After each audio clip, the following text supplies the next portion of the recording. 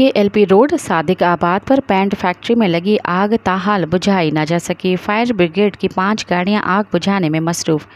Rescue हुकाम का कहना है कि आग की शिद्दत ज़्यादा होने की वजह से बुझाने में मुश्किलात पेश आ रही है। KLP रोड पर वाक़ई रंग बनाने वाली फैक्ट्री केमिकल की वजह से आग दोबारा भड़क उठी। ज़िले भर से 5 फायर ब्रिगेड आग बुझाने में मसरूफ़ हैं।